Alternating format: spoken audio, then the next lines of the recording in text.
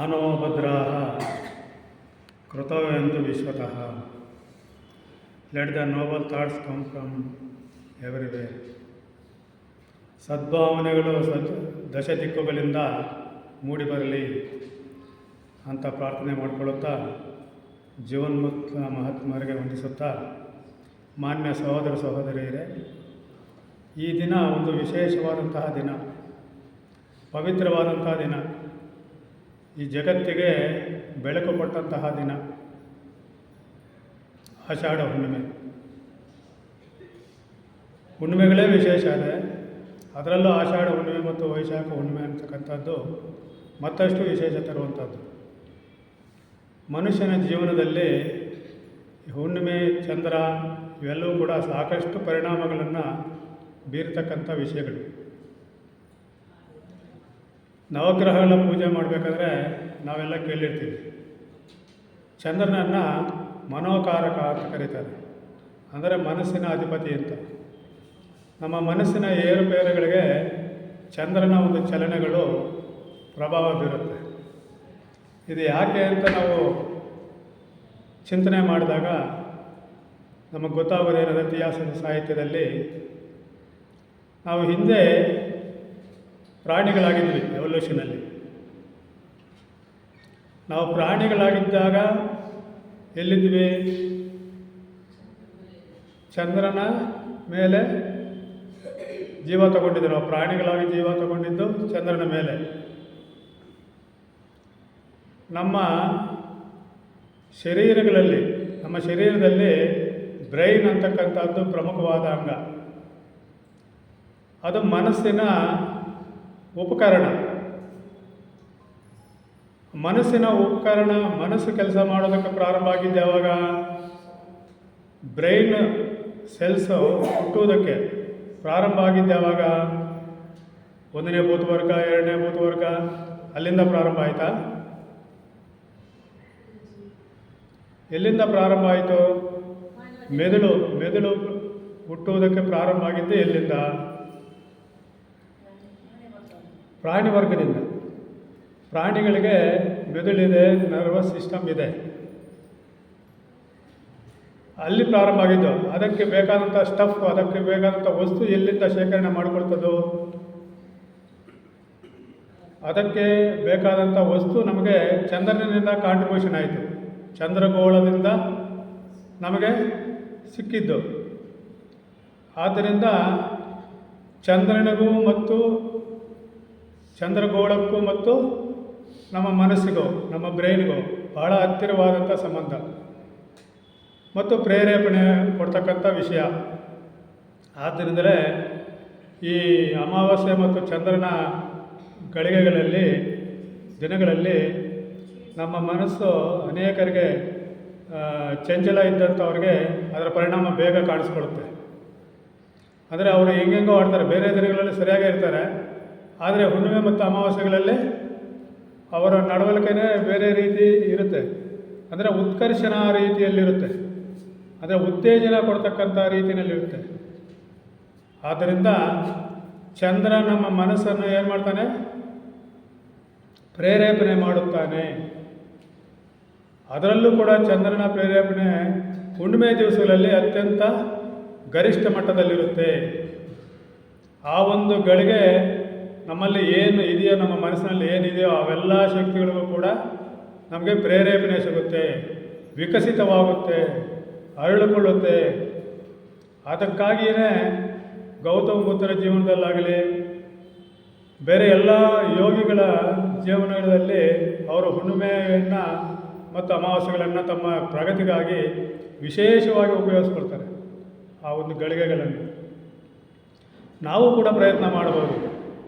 ಚಂದ್ರ ಅಂದರೆ ಹುಣ್ಣಿಮೆ ಅಂದರೆ ಸಾಮಾನ್ಯವಾದ ದಿವಸಗಳಂತೆ ನಾವು ಪರಿಗಣಿಸಬೇಕಾದಂಥ ಅವಶ್ಯಕತೆ ಇಲ್ಲ. ಭಾಳ ವಿಶೇಷವಾದಂಥ ದಿನಗಳು. ಆ ಚಂದ್ರನ ಬೆಳಕಿನಲ್ಲಿ ಅದನ್ನು ಇಂಬೈಬ್ ಮಾಡಿಕೊಳ್ಳೋದು, ಅದನ್ನು ಸ್ವೀಕಾರ ಮಾಡಿಕೊಳ್ತಕ್ಕಂಥದ್ದು, ಆ ಬೆಳಕನ್ನು, ಆ ಶಕ್ತಿ ವಿಶೇಷಗಳನ್ನು ಸ್ವೀಕಾರ ಮಾಡಿಕೊಳ್ತಕ್ಕಂಥದ್ದು.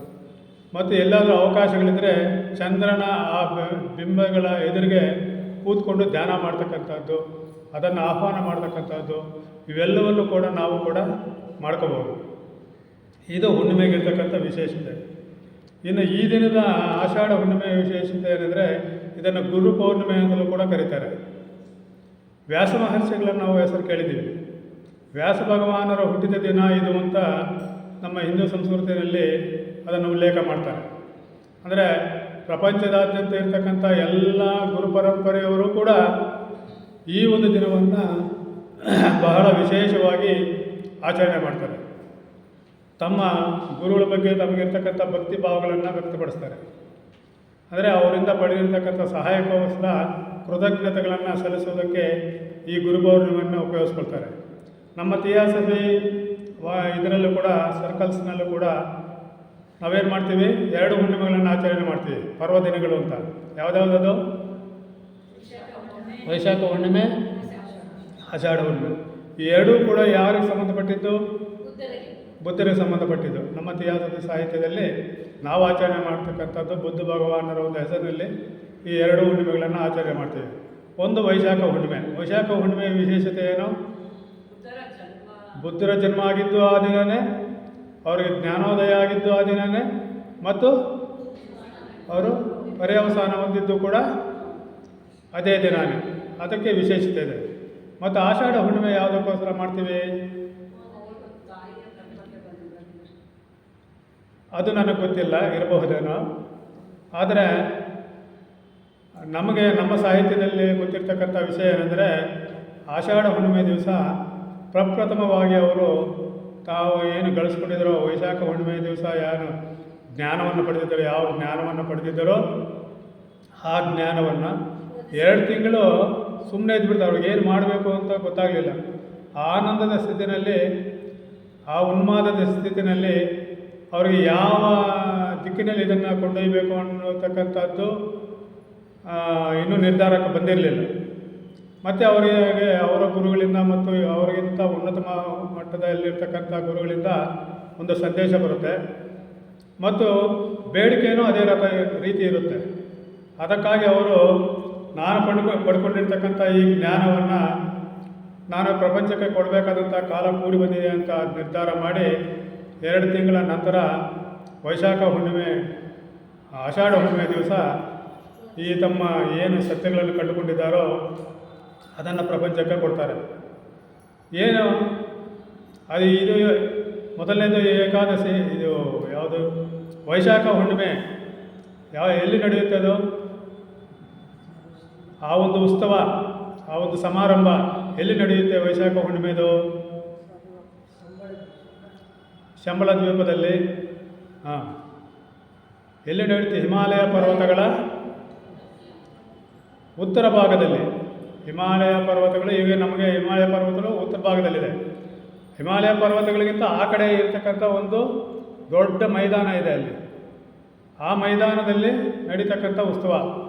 ಯಾರ ಉಸ್ತುವಾರಿಯಲ್ಲಿ ನಡೆಯುತ್ತದೋ, ಯಾರು ಮುಖಂಡತ್ವ ವಹಿಸ್ತಾರೆ ಅದಕ್ಕೆ? ಬುದ್ಧರನ್ನು ಯಾರು ಆಹ್ವಾನ ಮಾಡ್ತಾರೆ? ಸಂಸ್ಕಾರ ಕಾರ್ಯಗಳನ್ನು ಯಾರು ಮಾಡ್ತಾರೆ? ಮೈತ್ರೇಯ ಮಹರ್ಷಿಗಳು ಮಾಡ್ತಾರೆ. ಮೈತ್ರೇಯ ಮಹರ್ಷಿಗಳ ಒಂದು ಆಧ್ವರ್ಯದಲ್ಲಿ ಆ ಒಂದು ಕಾರ್ಯಕ್ರಮ ಪೂರ್ತಿ ನಡೆಯುತ್ತೆ. ಆವತ್ತು ಪ್ರತ್ಯಕ್ಷವಾಗಿ ಆಕಾಶದಲ್ಲಿ ಗೌತಮ ಬುದ್ಧರು ಕಾಣಿಸ್ಕೊಂಡು, ಸೂಕ್ಷ್ಮ ರೂಪದಲ್ಲಿ ಕಾಣಿಸ್ಕೊಂಡು ಆಶೀರ್ವಾದ ಮಾಡ್ತಾರೆ. ಅದೊಂದು ವಿಶೇಷತೆ ಆ ದಿನದ್ದು. ಮತ್ತು ಆಷಾಢ ಹುಣ್ಣಿಮೆ ಎಲ್ಲಿ ನಡೆಯುತ್ತೆ? ಉತ್ಸವ ಎಲ್ಲಿ ನಡೆಯುತ್ತೆ? ಶಂಬಳ ಅಲ್ಲ, ಆಷಾಢ ಹುಣ್ಣಿಮೆ ಉತ್ಸವ ಎಲ್ಲಿ ನಡೆಯುತ್ತೆ ಸರ್? ಅಂದರೆ ಆಷಾಢ ಸಾರನಾಥದಲ್ಲಿ ಅವರು ಪ್ರಪ್ರಥಮವಾಗಿ ಬೋಧನೆ ಕೊಟ್ಟಿದ್ದು. ಅದರ ಹೆಸರಿನಲ್ಲಿ ವಾರ್ಷಿಕೋತ್ಸವ ಮಾಡ್ತಾರೆ. ನಮ್ಮ ಶ್ವೇತರ್ಷಿ ಸಂಘದ ಸದಸ್ಯರೆಲ್ಲರೂ ಸೇರ್ತಕ್ಕಂಥ 2 ಅಕೇಶನ್ಗಳು, 2 ವಿಶೇಷವಾದ ಕಾರ್ಯಕ್ರಮಗಳು ನಡೀತದೆ. ಶ್ವೇತರ್ಷಿ ಸಂಘದ ಎಲ್ಲ ಋಷಿಮುನಿಗಳು ಕೂಡ ಅಲ್ಲಿ ಸೇರಿಕೊಳ್ತಾರೆ. ಒಂದು ವೈಶಾಖ ಹುಣ್ಣಿಮೆ, ಒಂದು 5. ಇನ್ನೊಂದು ಆಷಾಢ ಹುಣ್ಣಿಮೆ. ಎಲ್ಲಿ ಸೇರಿಕೊಳ್ತಾರೆ ಅವರು? ಮೈತ್ರೇಯ ಮಹರ್ಷಿಗಳ ಆಶ್ರಮದಲ್ಲಿ, ಹಿಮಾಲಯ ಪರ್ವತಗಳಿಗೆ ದಕ್ಷಿಣ ಭಾಗದಲ್ಲಿರ್ತಕ್ಕಂತಹ, ಅಂದರೆ ನಮ್ಮ ಇಂಡಿಯಾ ಕಡೆ ಇರತಕ್ಕಂತಹ ಮೈತ್ರೇಯ ಮಹರ್ಷಿಗಳ ಆಶ್ರಮದಲ್ಲಿ ಸೇರಿಕೊಳ್ತಾರೆ. ವೈಶಾಖ ಹುಣ್ಣಿಮೆಯಲ್ಲಿ ಎಲ್ಲರೂ ಕೂಡ ಸೇರ್ಕೋಬೋದು. ಸೂಕ್ಷ್ಮ ದೇಹದಲ್ಲಿರೋರು ಸೂಕ್ಷ್ಮ ದೇಹದಲ್ಲಿ ಹೋಗ್ಬೋದು, ಸ್ಥೂಲ ದೇಹದಲ್ಲಿರೋರು ಸ್ಥೂಲ ದೇಹದಲ್ಲಿ ಹೋಗ್ಬೋದು. ಅಲ್ಲಿ ಗೊತ್ತಿರ್ತಕ್ಕಂಥ, ಅಲ್ಲಿ ಸುತ್ತಮುತ್ತಲಿರ್ತಕ್ಕಂಥ ಯಾತ್ರಿಕರು ಸೇರ್ಕೋಬೋದು. ಎಲ್ಲರಿಗೂ ಕೂಡ ಗೊತ್ತಿರೋರಿಗೆಲ್ಲ ಆಹ್ವಾನ ಉಂಟು. ಸ್ಥೂಲ ಪ್ರಪಂಚದ ಅಂದರೆ ಭೌತಿಕ ಲೋಕದಲ್ಲಿ ಆ ಕಾರ್ಯಕ್ರಮ ನಡೀತದೆ. ಆದರೆ ಈ ಕಾರ್ಯಕ್ರಮ ಮೈತ್ರೇಯ ಮಹರ್ಷಿಗಳ ಆಶ್ರಮದಲ್ಲಿ ನಡೀತಕ್ಕಂಥ ಈ ಕಾರ್ಯಕ್ರಮ ಸೂಕ್ಷ್ಮ ಲೋಕದಲ್ಲಿ ನಡೆಯುತ್ತೆ. ಯಾರ್ಯಾರು ಗೊತ್ತಿದೆ ಅವರೆಲ್ಲವೂ ಕೂಡ ತಮ್ಮ ತಮ್ಮ ಕಾಮದೇಹಗಳಲ್ಲಿ ಹೋಗಿ ಅಲ್ಲಿ ಅಟೆಂಡ್ ಮಾಡಬಹುದು. ಸ್ಥೂಲ ದೇಹದಲ್ಲಿ ಈ ಕಾರ್ಯಕ್ರಮ ನಡೆಯುವುದಿಲ್ಲ. ಇದು ಸ್ವಲ್ಪ ವ್ಯತ್ಯಾಸಗಳು ಅಲ್ಲಿಗೂ ಇಲ್ಲಿಗೂ ಇರತಕ್ಕಂಥ ವ್ಯತ್ಯಾಸ. ಅದರ ಬಗ್ಗೆ ನಮ್ಮ ಗುರುಗಳು ಮತ್ತು ಯೋಗ ಪಥದಲ್ಲಿ ಏನು ಹೇಳಿದ್ದಾರೆ ಅನ್ನೋದ್ರ ಬಗ್ಗೆ ಸ್ವಲ್ಪ ವಿವರಣೆಯನ್ನು ಕೊಡ್ತೀನಿ. ಸಮಯಾವಕಾಶ ಕಡಿಮೆ ಇರೋದರಿಂದ ಹೆಚ್ಚಿಗೆ ವಿವರಣೆ ತಿಳಿಸೋಕ್ಕೆ ಆಗಲ್ಲ. ಆಷಾಢ ಹುಣ್ಣಿಮೆ ಉತ್ಸವ ವೈಶಾಖ ಹುಣ್ಣಿಮೆ ಕಾಲದಲ್ಲಿ ಅಲ್ಲದೆ ಪ್ರತಿ ವರ್ಷವೂ ಮತ್ತೊಂದು ಬಾರಿ ಸಹೋದರ ಸಮಾಜದ ಅಂದರೆ ಶ್ವೇತರ್ಷಿ ಸಂಘದ ಅಂತ ಸದಸ್ಯರು ಅಧಿಕಾರಯುತವಾಗಿ ಸೇರುವ ಮತ್ತೊಂದು ಸಂದರ್ಭವಿದೆ. ಈ ಸನ್ನಿವೇಶದಲ್ಲಿ ಸಹೋದರರ ಕೂಟವು ಹಿಮಾಲಯ ಪರ್ವತಗಳ ತಪ್ಪಲಲ್ಲಿರುವ ಮೈತ್ರೇಯ ಪ್ರಭುಗಳ ಆಶ್ರಮದಲ್ಲಿ ಸೇರುತ್ತದೆ. ಈ ಸಮ್ಮೇಳನದಲ್ಲಿ ಸ್ಥೂಲ ಲೋಕದ ಯಾತ್ರಿಕರು ಇರುವುದಿಲ್ಲ. ಯಾರ್ಯಾರಿಗೆ ಈ ಉತ್ಸವದ ಪರಿಚಯವಿರುತ್ತದೆಯೋ ಅಂತಹವರಿಗೆಲ್ಲ ತಮ್ಮ ಕಾಮದೇಹಗಳಲ್ಲಿ ಬಂದು ಸೇರಲು ಸ್ವಾಗತ ಉಂಟು. ಈ ಸಮ್ಮೇಳನವು ಪ್ರತಿ ವರ್ಷವೂ ಆಷಾಢ ಹುಣ್ಣಿಮೆ ಕಾಲಕ್ಕೆ ಸೇರುತ್ತದೆ. ಪ್ರತಿ ವರ್ಷ ನಡೆಯುತ್ತದೆ. ಈ ದಿನ ಭಗವಾನ್ ಬುದ್ಧರು ತಮ್ಮ ಜ್ಞಾನೋದಯ ಕಾಲದಲ್ಲಿ ತಮಗೆ ಮನವರಿಕೆಯಾದ ಸತ್ಯದ ಬೋಧೆಗಳನ್ನು ತಮ್ಮ 5 ಜನ ಶಿಷ್ಯರಿಗೆ ಪ್ರಥಮತಃ ಬೋಧಿಸಿದರು. ಇದರ ವಾರ್ಷಿಕೋತ್ಸವದ ಆಚರಣೆಯೇ ಈ ಸಮ್ಮೇಳನದ ಇಯರ್ಲಿ ಫಂಕ್ಷನ್ ಅಂತ ಹೇಳ್ತೀವಲ್ವ, ಆನಿವರ್ಸರಿ ಅಂತ ಹೇಳ್ತೀವಲ್ವ, ಆ ರೀತಿ ಇದರ ವಾರ್ಷಿಕೋತ್ಸವ ಆಚರಣೆಯೇ ಈ ಸಮ್ಮೇಳನದ ಉದ್ದೇಶ. ಇದನ್ನು ರೀಸ್ ಡೇವಿಡ್ಸ್ ಎಂಬ ಕವಿಯು ಧರ್ಮರಾಜ್ಯ ಮಹಾರಥೋತ್ಸವ ಎಂದು ವರ್ಣಿಸಿರುತ್ತಾರೆ. ಅಂದರೆ ರಥೋತ್ಸವ ನಾವು ಮಾಡ್ತೀವಲ್ವ, ಅಷ್ಟು ಪ್ರಾಮುಖ್ಯವಾಗಿರುತ್ತದೆ ಅಂತ. ಇದನ್ನು ಪಾಲಿ ಭಾಷೆಯಲ್ಲಿ ಧಮ್ಮ ಚಕ್ಕಪ್ಪವತ್ತರ ಸೂಕ್ತ ಎಂದು ಕರೆಯುತ್ತಾರೆ. ಆದರೆ ನಮ್ಮಲ್ಲಿ ಅದನ್ನು ಬದಲಾವಣೆ ಮಾಡಿದಾಗ ಧರ್ಮಚಕ್ರ ಪ್ರವರ್ತನ ಸೂತ್ರವೆಂದು ಕರೆದಿದ್ದಾರೆ. ಈ ಸೂತ್ರವು ಭಗವಾನ್ ಬುದ್ಧರು ಮೊಟ್ಟ ಮೊದಲ ಬಾರಿಗೆ ಬೋಧಿಸಿದ ಉದಾರವಾದ ಸತ್ಯ ಚತುಷ್ಟಯಗಳು ಮತ್ತು ಅಷ್ಟಾಂಗ ಪಥವನ್ನು ವಿವರಿಸುತ್ತದೆ. ಈ ವಿವರಣೆಯ ಚೌಕಟ್ಟಿನಲ್ಲಿ ದೇಹವನ್ನು ಅತಿಯಾಗಿ ದಂಡಿಸುವ ಒಂದು ಕೊನೆ, ಲೋಕದ ಭೋಗ ಭಾಗ್ಯಗಳಲ್ಲಿ ಯಥೇಚ್ಛವಾಗಿ ಮುಳುಗಿ ಹೋಗುವ ಮತ್ತೊಂದು ಕೊನೆ, ಈ ಎರಡೂ ಆಶೆಗಳನ್ನು ತೊರೆದು ಈ ಎರಡೂ ಅತಿಗಳನ್ನು ತೊರೆದು ಭಗವಾನ್ ಬುದ್ಧರು ಬೋಧಿಸಿದಂತೆ ಹೇಗೆ ಪೂರ್ಣ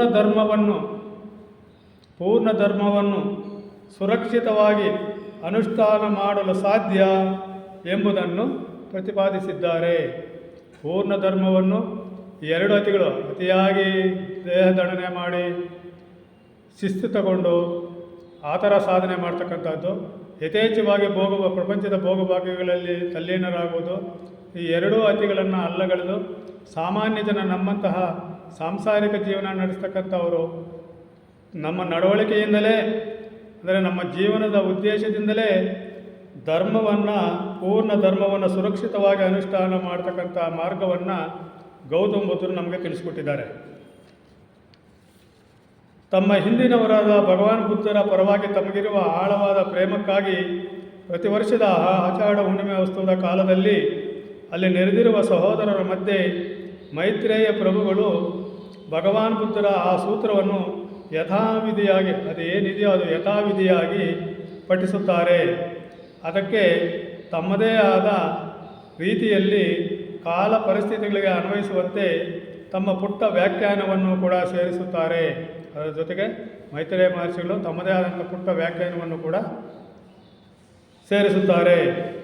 ಈ ಪಠಣವು ಹುಣ್ಣಿಮೆ ಕಾಲಕ್ಕೆ ಸರಿಯಾಗಿ ಪ್ರಾರಂಭವಾಗುತ್ತದೆ. ಅಲ್ಲದೆ ಸುಮಾರು ಅರ್ಧ ಗಂಟೆಯೊಳಗಾಗಿ ಈ ಪಠಣವು ವ್ಯಾಖ್ಯಾನವೂ ಸಹ ಮುಗಿದು ಹೋಗುತ್ತದೆ. ಈ ದಿನ ಆ ಕಾರ್ಯಕ್ರಮ ನಡೆಯುತ್ತೆ. ಅಲ್ಲಿ ಎಷ್ಟೊತ್ತು ನಡೆಯುತ್ತೆ? ಈ ದಿನ ಎಷ್ಟೊತ್ತು ನಡೆಯುತ್ತೆ? 8 ಗಂಟೆ 6 ನಿಮಿಷಕ್ಕೆ ನಡೆಯುತ್ತೆ.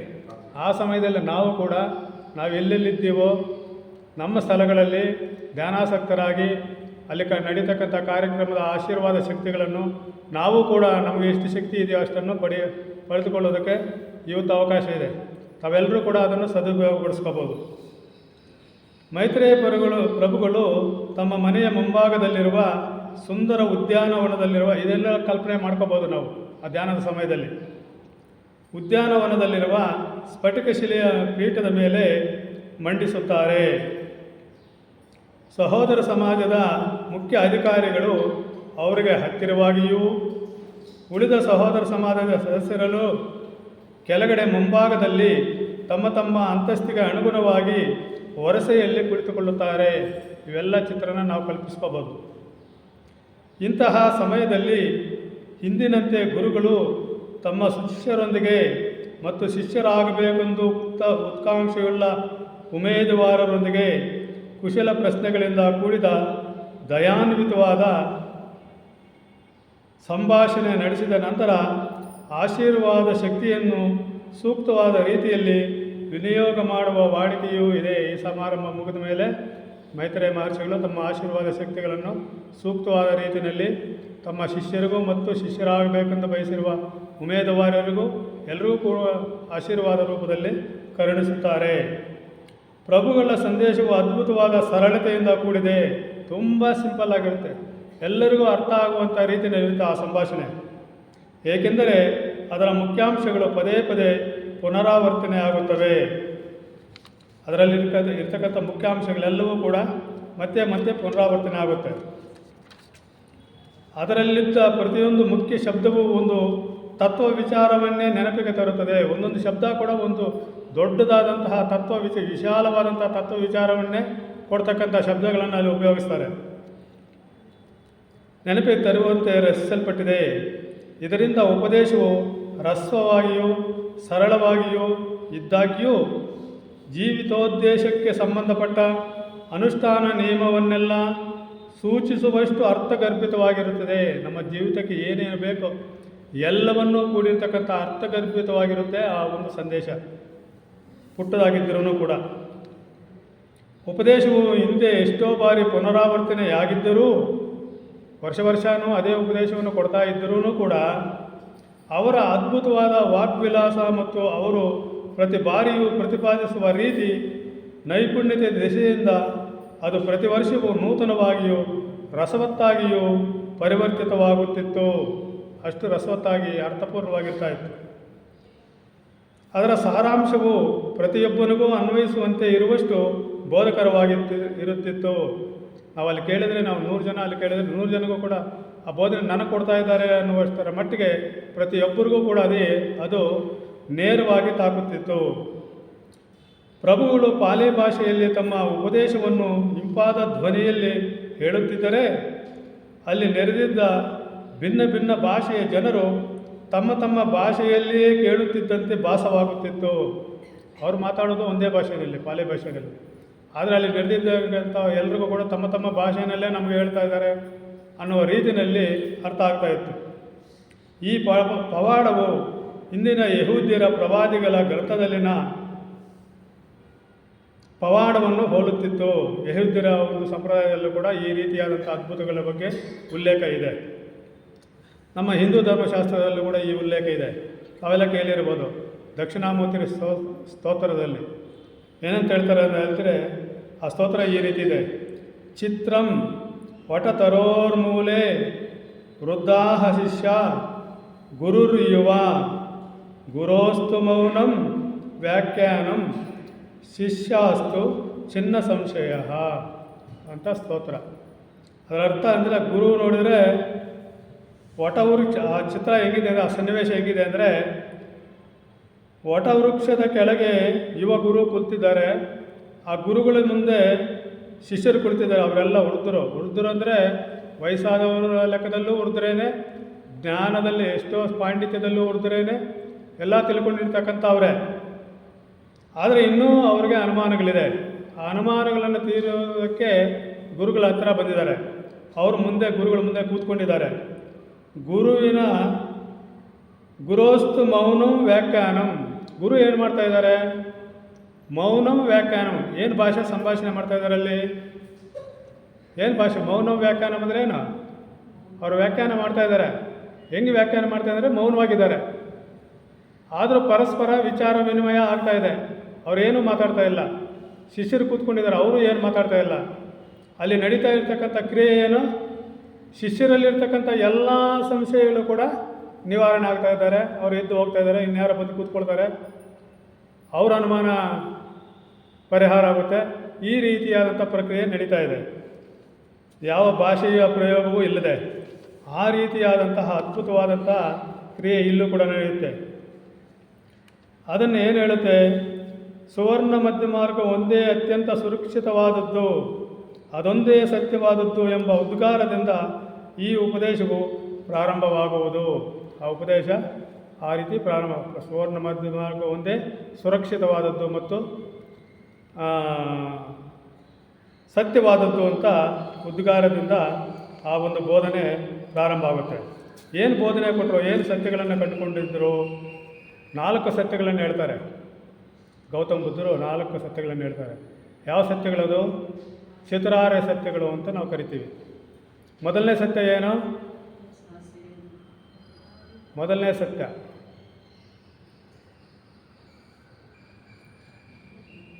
ಸತ್ಯ ಏನು?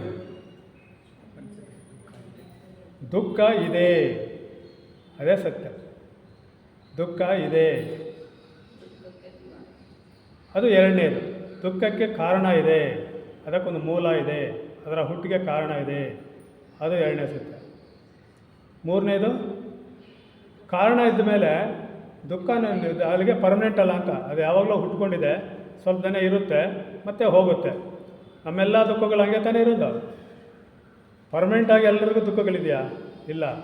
ದುಃಖ ಒಂದು ಸಂದರ್ಭದಲ್ಲಿ ಬರುತ್ತೆ, ಸ್ವಲ್ಪ ದಿನ ಇರುತ್ತೆ, ಮತ್ತೆ ಹೋಗುತ್ತೆ.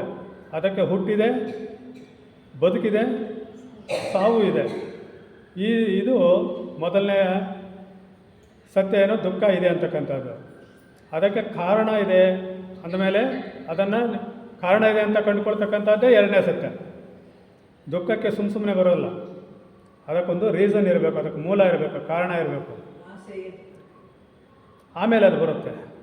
ಕಾರಣಗಳು ಹುಡ್ಕೊಳ್ಳುವಾಗ ಏನೇನು ಕಾರಣಗಳು ಅಂತ ಹುಡ್ಕೊಳ್ತೀವಿ, ಅದನ್ನು ಪ್ರಸ್ತಾಪ ಮಾಡೋಣ. ಆಮೇಲೆ ಅದಕ್ಕೆ ಹುಟ್ಟಿದ ಮೇಲೆ ನಿವಾರಣೆ ಇದೆ ಅಂತ ಗೊತ್ತಾದ ಮೇಲೆ ನಿವಾರಣೆಗೊಂದು ಮಾರ್ಗವೂ ಇರಬೇಕಲ್ಲ. ಯಾವ ದುಃಖವನ್ನು ಹೆಂಗೆ ನಿವಾರಣೆ ಮಾಡಿಕೊಳ್ಬೇಕು ಅನ್ನೋತಕ್ಕಂಥದ್ದೇ ಅದಕ್ಕಿರ್ತಕ್ಕಂಥ ಕಾರಣ, ಅದಕ್ಕಿರ್ತಕ್ಕಂಥ ಮಾರ್ಗ. ದುಃಖ ನಿವಾರಣೆಯ ಮಾರ್ಗವಿದೆ, ಅದು 4ನೇ ಸತ್ಯ. ಒಂದನೇದು ದುಃಖ ಇದೆ, ಒಂದು.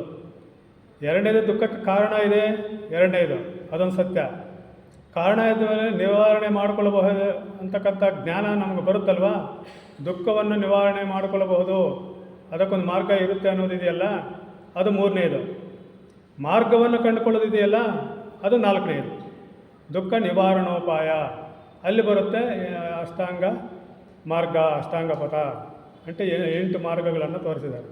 ದುಃಖ ನಿವಾರಣೆ ಆಗಬೇಕಾದ್ರೆ ನಮ್ಮಂಥ ಸಾಮಾನ್ಯ ಜನಕ್ಕೆ ನಮ್ಮ ಜೀವನ ಕ್ರಮದಿಂದಲೇ ದುಃಖಗಳಿಂದ ಹೆಂಗೆ ಪಾರಾಗಬಹುದು ಅಂತಕ್ಕಂಥ 8 ಮಾರ್ಗಗಳನ್ನು ತೋರಿಸಿದ್ದಾರೆ. ಈಗ ನಾವು ಒಂದೊಂದೇ ಪ್ರಸ್ತಾಪ ಮಾಡೋಣ. ಅಂದರೆ ದುಃಖ ಇದೆ ಅಂತ ಮೊದಲನೇದು. ಎಲ್ಲ ಸಂದರ್ಭದಲ್ಲೂ ದುಃಖ ಇದೆಯಾ? ಅಂದರೆ ಈ ಪ್ರಪಂಚ ಪೂರ್ತಿ ದುಃಖದಿಂದ ಕೂಡಿದೆಯಾ? ಯಾವಾಗಲೂ ದುಃಖ ಇದೆಯಾ? ನಮ್ಮ ಅನುಭವದಲ್ಲಿ ಯಾವಾಗಲೂ ಕೂಡ ನಾವು ದುಃಖಿತರಾಗಿದ್ದೀವಾ? ಇಲ್ಲ, ನಾವು ಯಾವಾಗಲೂ ದುಃಖಿತರಾಗಿಲ್ಲ. ಅಲ್ಲಿಗೆ ದುಃಖ ಬರ್ತಕ್ಕಂಥ ಸನ್ನಿವೇಶಗಳು ಇವೆ ಅಂತ ಎಲ್ಲರಿಗೂ ಕೂಡ, ಪ್ರಪಂಚದಲ್ಲಿ ಇರ್ತಕ್ಕಂಥ ಎಲ್ರಿಗೂ ಕೂಡ. ಅದು ಪ್ರಾರಂಭ ಹೆಂಗೆ ಮಾಡ್ತಾರೆ ಅಂದರೆ, ನಾನು ಮತ್ತು ನೀವು ಇಬ್ಬರೂ ಈ ದೀರ್ಘ ಸುತ್ತಿನಲ್ಲಿ, ಈ ಪುನರ್ಜನ್ಮಗಳ ಸುತ್ತಿನಲ್ಲಿ ಅಥವಾ ಸಂಸಾರ ಚಕ್ರದ ಸುತ್ತಿನಲ್ಲಿ ಪ್ರಯಾಸಪಟ್ಟು ನಡೆಯುತ್ತಲೇ ಇರಬೇಕಾಗಿದೆ. ನಾವು ನಡೀತಾನೇ ಇದ್ದೀವಿ, ಇನ್ನೂ ನಡಿಬೇಕಾಗಿದೆ, ನಡೆಯುತ್ತಲೇ ಇರುತ್ತೇವೆ. ಯಾಕಂದರೆ ಅವ್ರು ಹೇಳ್ತಾರೆ, ನಾವು 4 ಆರ್ಯ ಸತ್ಯಗಳನ್ನು ಕಂಡುಕೊಳ್ಳಲಿಲ್ಲ. ಈ 4 ಆರ್ಯ ಸತ್ಯಗಳಿದೆಯಲ್ಲ, ಇದನ್ನು ನಾವು ಕಂಡುಕೊಳ್ಳಲಿಲ್ಲ, ಅದನ್ನು ತಿಳ್ಕೊಳ್ಳಲಿಲ್ಲ. ಅದನ್ನು ಭೇದಿಸಿ ನೋಡಲಿಲ್ಲ. ಆ ಸತ್ಯಗಳನ್ನು ನಾವೇ ಭೇದಿಸಿ ಅದನ್ನು ತರ್ಕ ಮಾಡಿ ನಮ್ಮದಾಗಿಸಿಕೊಳ್ಳಲಿಲ್ಲ, ಅರ್ಥ ಮಾಡಿಕೊಳ್ಳಲಿಲ್ಲ.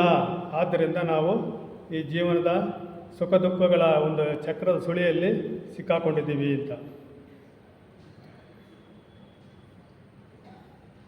ಇನ್ನು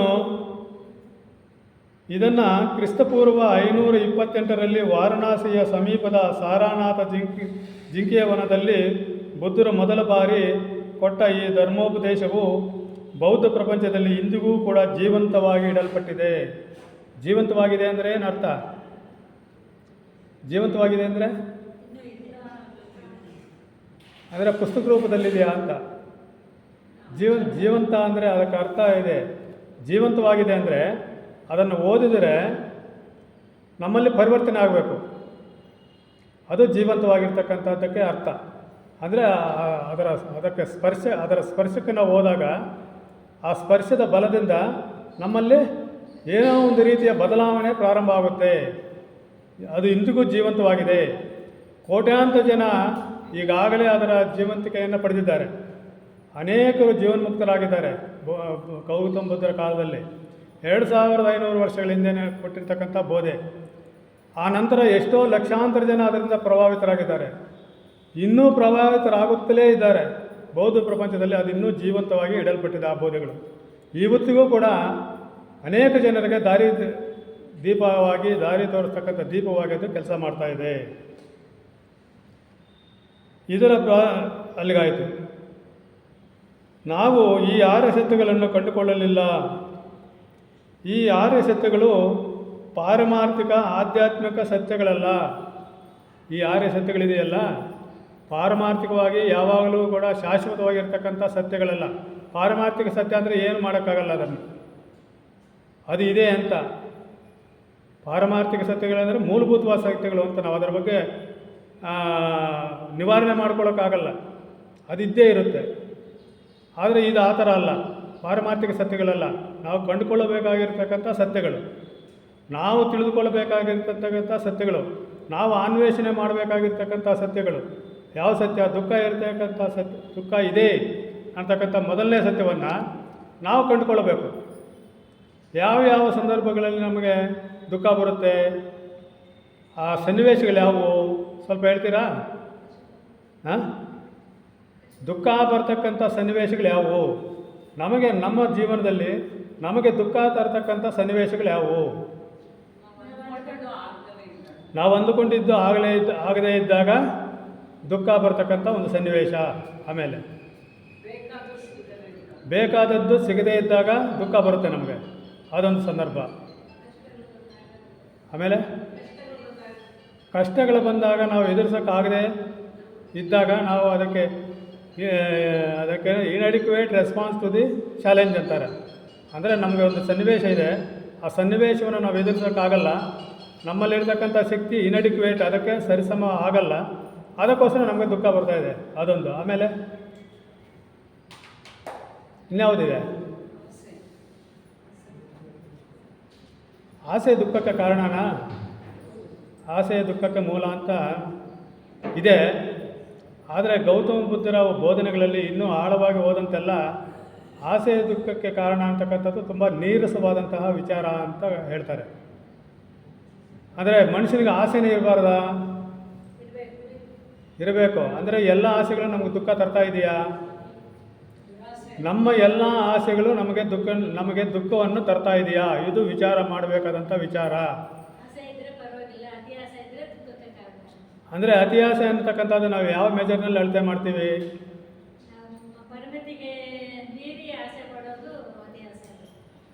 ನಮ್ಮ ಪರಿಮಿತಿಗೆ ಮೀರಿ ಆಸೆ ಪಡ್ತಕ್ಕಂಥದ್ದು ಅತಿ ಆಸೆ ಆಗುತ್ತೆ. ಅಲ್ಲಿ ಯಾಕೆ ಅತಿ ಆಸೆಯಿಂದ ದುಃಖ ಯಾಕೆ ಬರುತ್ತೆ?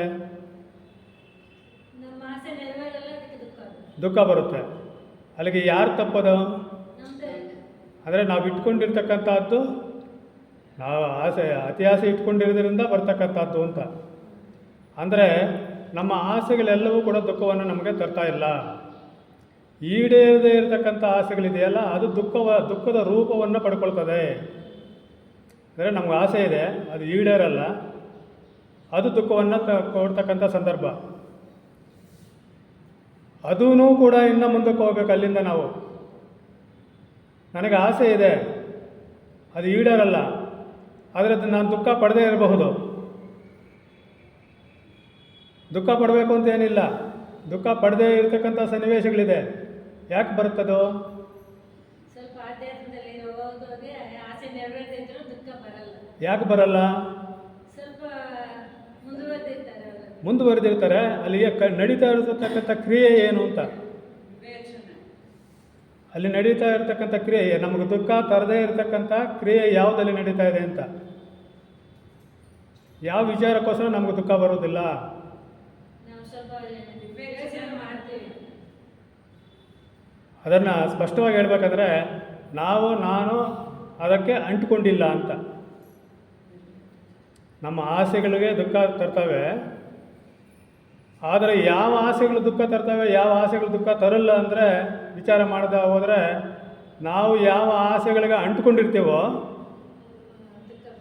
ಯಾವ ಆಸೆಗಳ ಜೊತೆ ನಾವು ಗುರುತಿಸ್ಕೊಂಡಿರ್ತೀವೋ ಅಂಥ ಆಸೆಗಳಿಂದ ನಮಗೆ ದುಃಖ ಬರುತ್ತೆ.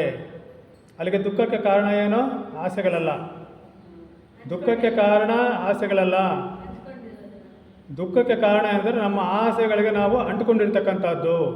ಇದು ಸ್ಪಷ್ಟ ಆಗಬೇಕು. ಶ್ರೀರಾಮಚಂದ್ರನಿಗೆ ಪಟ್ಟಾಭಿಷೇಕ ಅಂತ ಹೇಳಿದರು. ಊರೆಲ್ಲ ಸಡಗರದಿಂದ, ಅಯೋಧ್ಯೆ ಎಲ್ಲ ಸಡಗರದಿಂದ ಇತ್ತು, ಹಬ್ಬ ಆಚರಿಸ್ಕೊಳ್ತಾ ಇತ್ತು.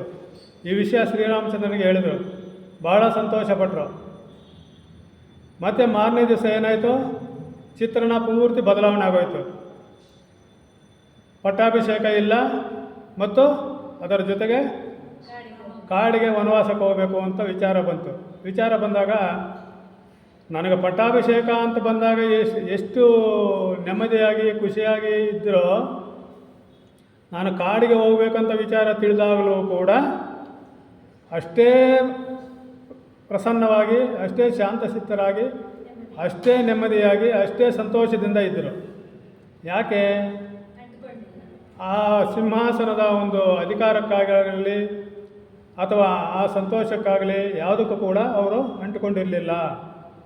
ಅಂದರೆ ದುಃಖದ ಸನ್ನಿವೇಶಗಳು ಬರುತ್ತೆ, ನಮ್ಮ ಕೈಯಲ್ಲಿಲ್ಲ.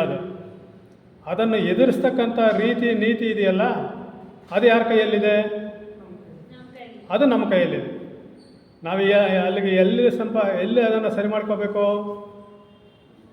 ನಮ್ಮನ್ನು ನಾವು ಸರಿ ಮಾಡ್ಕೊಳ್ಬೇಕು. ಆದರೆ ಯಾವ ದುಃಖ ತರತಕ್ಕಂಥ ವಿಚಾರಗಳು ಯಾವುವು ಅಂತವಾಗಿ ಅಂದರೆ ಸಮ್ಯಕ್ ದೃಷ್ಟಿ ಅಂತ ಆಮೇಲೆ ಬರುತ್ತೆ ವಿಚಾರದಲ್ಲಿ. ಇದನ್ನೇ ಸಮ್ಯಕ್ ದೃಷ್ಟಿ ಅಂತ ಗೌತಮ ಬುದ್ಧರು ಹೇಳಿದರು. ಸಮ್ಯಕ್ ದೃಷ್ಟಿ ಇದ್ದರೆ ಯಾವುದು ಶಾಶ್ವತ, ಅಂದರೆ ನಮಗೆ ಈ ಶರೀರ ಅಂತಕ್ಕಂಥದ್ದು ದುಃಖ ಕೊಡ್ತಕ್ಕಂಥ ಒಂದು ವಿಚಾರಗಳಲ್ಲಿ ಒಂದು. ಹುಟ್ಟುವುದು ಒಂದು ದುಃಖನೇ, ಆಮೇಲೆ ವಯಸ್ಸಾಗುವಿಕೆ ದುಃಖನೇ, ರೋಗಗಳು ದುಃಖನೇ, ಸಾವು ಕೂಡ ದುಃಖನೇ. ಇದು ಯಾರು ಹೇಳಿಲ್ಲ ಆವಾಗಲೇ ನಾನು ಕೇಳಿದಾಗ, ದುಃಖದ ಸನ್ನಿವೇಶಗಳು ಯಾವುವು ಅಂತ ಹೇಳಿದಾಗ, ಸಾವನ್ನೋದು ಅತ್ಯಂತ ನಮ್ಮನ್ನು ಯಾವಾಗಲೂ ನಮ್ಮ ಹಿಂದಿನ ಯಾವುದು ನಿವಾರಣೆ ಮಾಡಿಕೊಂಡ್ರೂ ಕೂಡ ಈ ಸನ್ನಿವೇಶಗಳನ್ನಂತೂ ನಿವಾರಣೆ ಮಾಡ್ಕೊಳ್ಳೋಕ್ಕೆ ಸಾಧ್ಯ ಇಲ್ಲ, ತಪ್ಪಿಸ್ಕೊಳ್ಳೋದಕ್ಕೆ ಸಾಧ್ಯ ಇಲ್ಲದೆ ಇರತಕ್ಕಂಥ ವಿಚಾರಗಳಿವು. ತಪ್ಪಿಸ್ಕೊಳ್ಳೋದಕ್ಕೆ ಸಾಧ್ಯವಾಗದೇ ಇರತಕ್ಕಂಥ ವಿಚಾರಗಳ ಬಗ್ಗೆ ನಾವೇನು ಮಾಡ್ಕೋಬೇಕು? ಅದರ ಬಗ್ಗೆ ಹೆಚ್ಚಿನ ಆಳವಾದ ಜ್ಞಾನವನ್ನು ಪಡ್ಕೋಬೇಕು. ಏನು ಆ ಜ್ಞಾನ? ಏನು ಗೌತಮ ಬುದ್ಧರು ಬೋಧಿಸಿರ್ತಕ್ಕಂಥ ಜ್ಞಾನ? ಅದೇನೆಂದರೆ, ಏನು ಜ್ಞಾನ? ಹುಟ್ಟಿದ ಪ್ರತಿಯೊಂದು ವಸ್ತುವು ಕೂಡ ಸಾಯಲೇಬೇಕು. ಯಾವುದು ರಚನೆ ಆಗಿದೆಯೋ ಅದು ನಾಶವಾಗಲೇಬೇಕು. ಇದು ಪ್ರಪಂಚದಲ್ಲಿ ನಡೀತಾ ಇರತಕ್ಕಂಥ ಒಂದು ಉನ್ನತವಾದಂತಹ ಸಿದ್ಧಾಂತ. ಅದು ಸಿದ್ಧಾಂತ ಅಲ್ಲ, ಅದನ್ನೇ ವಾಸ್ತವಿಕ ಸಂಗತಿ. ವಾಸ್ತವಿಕ ಸಂಗತಿ ಏನದು? ಯಾವುದ್ಯಾವುದು ಹುಟ್ಟಿದೆಯೋ, ಭೂಮಿ ಆಗ್ಬೋದು, ಚಂದ್ರ ಆಗ್ಬೋದು, ನಕ್ಷತ್ರ ಆಗ್ಬೋದು, ನಾವಾಗ ಪ್ರತಿಯೊಂದು ಪ್ರಾಣಿ ಆಗ್ಬೋದು, ಒಂದು ಕಟ್ಟಡ ಆಗ್ಬೋದು, ಯಾವುದೇ ಆಗಲಿ, ಯಾವುದು ರಚನೆ ಆಗಿದೆಯೋ ಅದು ಕೊಲ್ಯಾಪ್ಸ್ ಆಗಲೇಬೇಕು, ಅದು ನಾಶವಾಗಲೇಬೇಕು. ಇದು ಇರ್ತಕ್ಕಂಥ ವಾಸ್ತವ ಸಂಗತಿ. ಈ ವಾಸ್ತವ ಸಂಗತಿಯನ್ನು ನಾವೇನು ಮಾಡಬೇಕು? ಈ ವಾಸ್ತವ ಸಂಗತಿ ಬಗ್ಗೆ ನಾವೇನು ಮಾಡಬೇಕು? ನಾವು ಹೆಂಗೆ ಸಾಧನೆ ಮಾಡಬೇಕು? ದಿನಾಗಲೂ ಸಾಧನೆ ಮಾಡೋಕ್ಕಾಗುತ್ತೆ ಇದನ್ನು. ಅದನ್ನು ಆ ದೃಷ್ಟಿಕೋನ ಇದೆಯಲ್ಲ, ಆ ದೃಷ್ಟಿ ಇದೆಯಲ್ಲ, ಅದು ಶಾರ್ಪ್ ಆಗಬೇಕು. ಇರುವ ಸತ್ಯವನ್ನು ಇರುವ ಹಾಗೆ ತಿಳಿದುಕೊಳ್ಳತಕ್ಕಂತಹ ದೃಷ್ಟಿಕೋನ ಇರಬೇಕು. ಆಗೇನಾಗುತ್ತೆ, ನಾವು ತಕ್ಷಣ ಅದರಿಂದ ಬಿಡುಗಡೆ ಆಗುತ್ತೀವಿ. ಅಂದರೆ ನಾನು ಇನ್ನೂ ಸ್ವಲ್ಪ ದಿನ ಬದುಕಬೇಕಾಗಿತ್ತು, ನನಗ್ಯಾಕೆ ಸಾವು ಬಂತು, ನನಗ್ಯಾಕೆ ರೋಗ ಬಂತು, ಈ ಪ್ರಶ್ನೆಗಳು ಬರೋದಿಲ್ಲ. ಅವಿವೆ, ಸಾವಿದೆ, ರೋಗ ಇದೆ, ವೃದ್ಧಾಪ್ಯ ಇದೆ, ಎಲ್ಲವೂ ಇದೆ, ಎಲ್ಲವೂ ಇದೆ. ಆದರೆ ಅದು ಪರಮ ಸತ್ಯ, ಇರ್ತಕ್ಕಂಥದ್ದು ನಿಜ. ಮತ್ತು ಅದನ್ನು ನಾನೇನು ಮಾಡಬೇಕು, ಅದು ಇದ್ದಾಗಲೇ ನಾನು ಅದನ್ನು ಅದು ಯಾವ ರೀತಿ ಇದೆಯೋ ಆ ರೀತಿಯೇ ನಾನು ಅದನ್ನು ಸಂಪರ್ಕ ಮಾಡಬೇಕು. ಅದಕ್ಕೆ ವಿರುದ್ಧವಾಗಲ್ಲ. ವಿರುದ್ಧವಾಗಿ ಯಾವಾಗ ಮಾಡ್ಕೊಳ್ತೀನಿ ಆವಾಗ ದುಃಖ ಜಾಸ್ತಿ ಆಗುತ್ತೆ. ಇದು ಒಂದನೇ ಸತ್ಯ. ಇದನ್ನು ನಿವಾರಣೆ ಮಾಡ್ಕೋಬೋದು. ನಿವಾರಣೆ ಮಾಡ್ಕೊಳ್ಳೋದು ಯಾವ ರೀತಿ ಅಂತಕೊಳ್ಳ ನಾವು ಇವಾಗ ಚರ್ಚೆ ಮಾಡಿದ್ವಿ. ನಿವಾರಣೆ ಮಾಡ್ಕೊಳ್ಳೋದಕ್ಕೆ ಸಾಧ್ಯತೆ ಇದೆ. ಮತ್ತು ನಿವಾರಣೆ ಮಾಡ್ಕೊಳ್ಳೋದು ಯಾವ ರೀತಿ, ಇರುವುದನ್ನು ಯಾವ ರೀತಿ ನಿವಾರಣೆ ದುಃಖದಿಂದ ನಿವಾರಣೆ ಆಗೋದು ಯಾವ ರೀತಿ, ಹಾಗೇ ಒಪ್ಕೋಬೇಕು. ಇನ್ನೊಂದು, ನಮಗೆ ದುಃಖ ತರ್ತಕ್ಕಂಥ 100ಕ್ಕೆ 80 ಭಾಗ ದುಃಖ ತರ್ತಕ್ಕಂಥ ವಿಚಾರಗಳು ಯಾವುವು ಅಸ್ತಿತ್ವದಲ್ಲೇ ಇಲ್ಲ. ಇದು ದುಃಖ ಅಂತಕ್ಕಂಥದ್ದು, ಇದು ಸಾವು ಅಂತಕ್ಕಂಥದ್ದು ನಿಜ, ರೋಗ ಅಂತಕ್ಕಂಥದ್ದು ನಿಜ, ಮತ್ತು ಯೌವನ ಕಳೆದು ಹೋಗತಕ್ಕಂಥದ್ದು ನಿಜ, ವೃದ್ಧಾಪ್ಯ ಬರ್ತಕ್ಕಂಥದ್ದು ನಿಜ, ಇವು ನಿಜ. ಆದರೆ ನಿಜವಲ್ಲದೇ ಇರತಕ್ಕಂಥ ವಸ್ತುಗಳಿಗೂ ಕೂಡ ನಾವು ಭಯ ಪಡ್ತಾ ಇದ್ದೀವಿ. ನಮ್ಮನ್ನು ನಾವು ದಿಟ್ಟಿಸಿ ನೋಡ್ಕೋಬೇಕು. ದಿಟ್ಟಿ ಅಂತಾರೆ, ದೃಷ್ಟಿ ಅಂತಾರೆ, ಸಮ್ಯಕ್ ದೃಷ್ಟಿ ಅಂತಾರೆ. ನಮ್ಮನ್ನು ನಾವು ಸರಿಯಾಗಿ ನೋಡ್ಕೋಬೇಕು. ನಮ್ಮ ಮನಸ್ಸು ಯಾವ ರೀತಿ ಕೆಲಸ ಮಾಡ್ತಾ ಇದೆ ಅಂತಕ್ಕಂಥದ್ದು ಸರಿಯಾಗಿ ನೋಡ್ಕೋಬೇಕು. ಯಾವ್ಯಾವ ದುಃಖಗಳು ಬರ್ತೀವಿ ನಾವು. ಇವತ್ತು ಚೆನ್ನಾಗಿದ್ದೀವಿ, ಈ ರೂಮ್ನಲ್ಲಿ ಕೂತ್ಕೊಂಡಿದ್ದೀವಿ, ಈ ಸಂದರ್ಭದಲ್ಲಿ ರೂಮಲ್ಲಿ ಕೂತ್ಕೊಂಡಿದ್ದೀವಿ. ಮನೆ ಕಡೆ ಯೋಚನೆ ಮಾಡ್ತೀವಿ, ಮನೆಯಲ್ಲಿ ಏನಾಯಿತೋ ಏನೋ, ಬೇಗ ಹಾಕ್ಕೊಂಡು ಬಂದಿದ್ದೆ, ಯಾರಾದರೂ ಕಳ್ಳರು ಬಂದರೋ ಏನೋ. ಆ ವಿಷಯ ಅಸ್ತಿತ್ವದಲ್ಲಿದೆಯಾ ಆ ವಿಷಯ? ನಡೆದಿರೋ ಘಟನೆನಾ? ಅಲ್ಲ. ಆದರೆ ಅಸ್ತಿತ್ವದಲ್ಲಿ ಇದೆ. ಎಲ್ಲಿ ಅಸ್ತಿತ್ವದಲ್ಲಿದೆ? ನಮ್ಮ ಮನಸ್ಸಿನಲ್ಲಿ ಅಸ್ತಿತ್ವದಲ್ಲಿದೆ. ಅಸ್ತಿತ್ವದಲ್ಲಿ ಹೊರಗಡೆ ಇರೋದಕ್ಕಿಂತ ಹೊರಗಡೆ ನಡೆಯೋದ್ರೂ ಕೂಡ ನಮಗೇನು ಅನಿಸಲ್ಲ. ಆದರೆ ಅದು ನಮ್ಮ ಮನಸ್ಸಿಗೆ ಪ್ರವೇಶ ಮಾಡಿದಾಗ ನಿಜವಾದಂಥ ವಸ್ತು ಏನೇನು ಕೆಲಸ ಮಾಡುತ್ತೋ, ನಿಜವಾದಂಥ ವಿಷಯ ಏನೇನು ಕೆಲಸ ಮಾಡುತ್ತೋ, ಈ ಊಹಾತ್ಮಕವಾದ ವಿಷಯ ಕೂಡ ಅದೇ ಕೆಲಸ ಮಾಡುತ್ತೆ. ನಮಗೆ ಎಷ್ಟು ಭಯ ಹುಟ್ಟಿಸ್ಬೇಕೋ ಅಷ್ಟು ಹುಟ್ಟಿಸುತ್ತೆ. ನಮಗೆ ಎಷ್ಟು ದುಃಖ ತರಬೇಕೋ ಅದು ತರುತ್ತೆ. ಇವಾಗ ಯಾವಾಗಲೂ ಯಾರೋ ತೀರ್ಕೊಂಡಿದ್ದಾರೆ, ಇವಾಗಲೂ ನೆನೆಸ್ಕೊಂಡ್ರೆ ನಮಗೆ ದುಃಖ ಬರುತ್ತೆ. ಯಾಕೆ? ಈಗಾಗಲೇ ನಡೆದೋಗಿರ್ತಕ್ಕಂಥದ್ದು ಅದು. ಈಗಾಗಲೇ ಸತ್ತು ಬೂದಿ ಆಗಿಬಿಟ್ಟಿದೆ. ಆ ಬೂದಿಗೆ ಮತ್ತೆ ನಾವು ನೀರು ಚೆಲ್ತೀವಿ. ಬೂದಿಯಿಂದ ಮತ್ತೆ ಏನೋ ಒಂದು ವಿಧವಾದಂತಹ ಊಹಾತ್ಮಕವಾದಂಥ ಬಿಂಬವನ್ನು ಸೃಷ್ಟಿ ಮಾಡ್ಕೊಳ್ತೀವಿ. ಅವರಿದ್ದಾಗ ಅವ್ರಿಗೂ ನನಗೆ ಎಷ್ಟು ಸ್ನೇಹ ಇತ್ತು, ಎಷ್ಟು ಸಂಪರ್ಕ ಇತ್ತು, ಎಷ್ಟು ವಿಶ್ವಾಸ ಇತ್ತು, ಇವೆಲ್ಲವೂ ಕೂಡ ಊಹೆ ಮಾಡ್ಕೊಳ್ತೀವಿ. ಊಹೆ ಮಾಡಿಕೊಂಡು ಏನು ಮಾಡ್ತೀವಿ? ದುಃಖ ಪಡ್ತೀವಿ. ಈ ದುಃಖಗಳಿಗೆಲ್ಲ ಕಾರಣ ಯಾರು? ಮನಸ್ಸು. ನಾವೇನು ಮಾಡ್ತೀವಿ ದುಃಖಕ್ಕೆ? ಆಮೇಲೆ ಇನ್ನೂ ಒಂದು ವಿಚಾರ ಹೇಳಿದ್ವಿ. ದುಃಖಕ್ಕೆ ಕಾರಣದಲ್ಲಿ ನಮಗೆ ಅವಮಾನ ಆದರೆ ದುಃಖ. ಅವಮಾನ ಆದರೆ ದುಃಖ ಆಗುತ್ತೆ ಇಲ್ವಾ?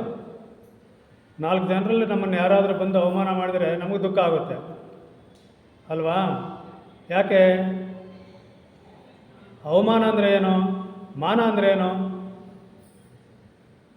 ಮಾನ ಅಂತೀವಿ, ಅಳತೆಗೆ ಮಾನ ಅಂತೀವಿ, ಅಳತೆ ಮಾಡೋದು ಅಂತ. ಅಂದರೆ ಮಾನ ಅಂದರೆ ನಮ್ಮನ್ನು ಇಷ್ಟು ಅಳತೆಗೆ ಕೂರಿಸ್ಕೊಂಡಿರ್ತೀವಿ. ನಾವು ಇಂಥವರು ಅಂತ ಹೇಳ್ಬಿಟ್ಟು ಅದಕ್ಕೊಂದು ಅಳತೆ ಕೊಟ್ಟಿರ್ತೀವಿ. ಅವಮಾನ ಅಂದರೆ ಆ ಅಳತೆಗೆ ಆಗತಕ್ಕಂಥ ಅವಸಾನ ಅಂತ.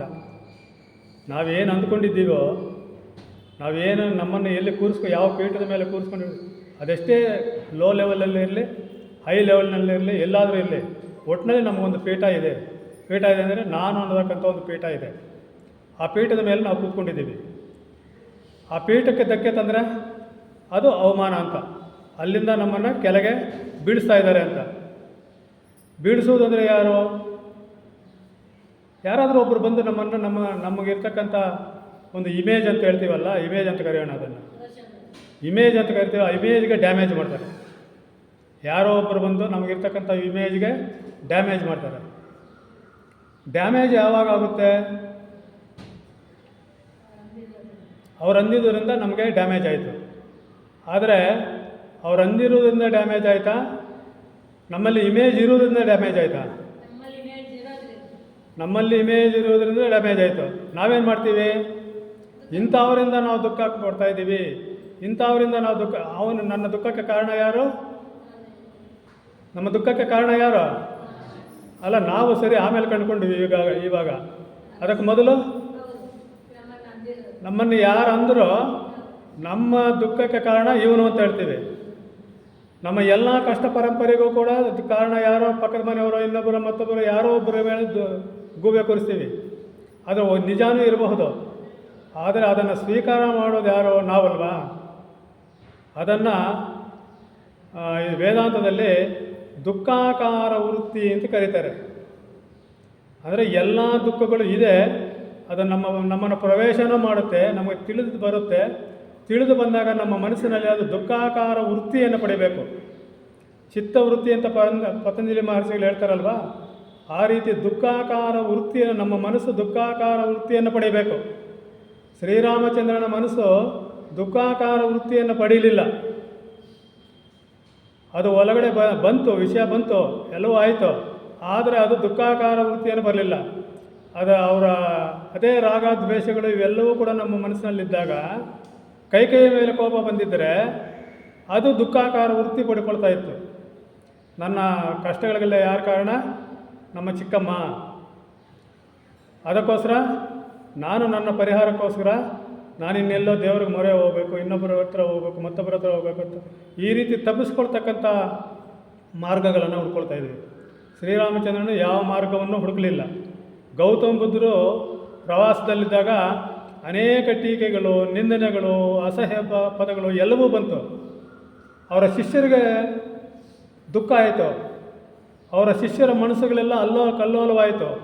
ಅವ್ರು ಮತ್ತೆ ಬಂದು ಕೇಳ್ತಾರೆ, ಏನು ಸ್ವಾಮಿ ಅವರೆಲ್ಲ ಇಷ್ಟು ಬೈತಾ ಇದ್ರಲ್ಲ, ನೀವೊಂಚೂರು ಕೂಡ ಅವರಿಗೆ ಗಮನನೇ ಕೊಡಲಿಲ್ಲ, ನಮಗೆ ಅದನ್ನು ತಡ್ಕೊಳ್ಳೋಕ್ಕಾಗ್ತಾ ಇಲ್ಲ ಅಂತ ವಿಚಾರಗಳೆಲ್ಲ, ನೀವು ನೋಡಿದ್ರೆ ಈ ರೀತಿ ಶಾಂತವಾಗಿದ್ದೀರಲ್ಲ ಅಂತ. ಅವ್ರು ಹೇಳಿದರು, ನಾನು ಅವನ್ನೆಲ್ಲ ಯಾವುದನ್ನು ಕೂಡ ನಾನು ಸ್ವೀಕಾರ ಮಾಡಲಿಲ್ಲ ಅಂತ. ಸ್ವೀಕಾರ ಮಾಡೋದಂದ್ರೆ ಏನು? ಅಕ್ಸೆಪ್ಟ್ ಮಾಡಿಲ್ಲ ಅಂತ. ಅಕ್ಸೆಪ್ಟ್ ಮಾಡಿಲ್ಲ. ನಾವು ಅಕ್ಸೆಪ್ಟ್ ಮಾಡೋವರೆಗೂ ಕೂಡ ಅದೇನೇ ನಡೆದರೂ ಕೂಡ ಹೊರಗಡೆ ನಡೆದಂಗೆ. ಅಕ್ಸೆಪ್ಟ್ ಮಾಡೋದಂದರೆ ನಮ್ಮ ಮನಸ್ಸನ್ನು ಅದಕ್ಕೆ ಅದು ಹೆಂಗೆ ರೂಪದಲ್ಲಿ ಬರುತ್ತೆ ಆ ರೂಪಕ್ಕೆ ಪರಿವರ್ತನೆ ಮಾಡ್ಕೊಳ್ತಕ್ಕಂಥದ್ದು. ಆ ದುಃಖವನ್ನು ಹಾಗೆ ಸ್ವೀಕಾರ ಮಾಡಿ ನಮ್ಮ ಮನಸ್ಸಿನಲ್ಲಿ ಒಂದು ರೂಪ ಇದೆ, ಒಂದು ರೂಪ ಇರುತ್ತೆ. ಆದರೆ ಆವಾಗಲೇ ನಾನು ಅಂತ ಹೇಳಿದೆ, ಇಮೇಜ್ ಅಂತ ಹೇಳಿದೆ. ಒಂದು ಇಮೇಜ್ ಇರುತ್ತೆ, ಆ ಇಮೇಜ್ಗೆ ವಿರುದ್ಧವಾದಂಥ ವಿಚಾರ ಬರುತ್ತೆ. ಇಮೇಜ್ಗೆ ವಿರುದ್ಧವಾದಂಥ ವಿಚಾರ ಬಂದಾಗ ಆ ಇಮೇಜ್ಗೆ ಡ್ಯಾಮೇಜ್ ಆಗುತ್ತೆ ನಮ್ಮ ಮನಸ್ಸಲ್ಲಿ. ಅದು ದುಃಖ ಅಂತ ನಾವು ಕಂಡುಕೊಂಡ್ವಿ.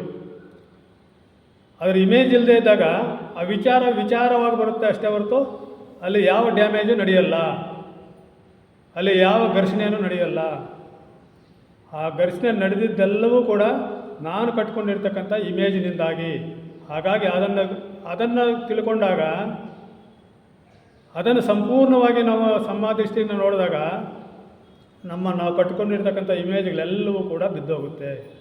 ಮತ್ತು ಇನ್ನೆಂದಿಗೂ ಕೂಡ ಆ ದುಃಖದಿಂದ ನಾವು ಪಾರಾಗಿರ್ತೀವಿ. ಇದು ಗೌತಮ ಬುದ್ಧರು ತೋರಿಸಿರ್ತಕ್ಕಂಥ ದುಃಖ ನಿವಾರಣಾ ಮಾರ್ಗ. ಅದಕ್ಕೆ ಸೋದರ ರೆಡ್ಡಪ್ಪಾಚಾರ್ಯವರು, ನನ್ನ ಸಮಯ ಮುಗಿಯಿತು. ಸೋದರ ರೆಡ್ಡಪ್ಪಾಚಾರ್ಯರು 8 ಅಷ್ಟಾಂಗ ಮಾರ್ಗಗಳನ್ನು ಕೂಡ ತೋರಿಸಿದ್ದಾರೆ. ಒಂದು ಸಮ್ಯಕ್ ದೃಷ್ಟಿ,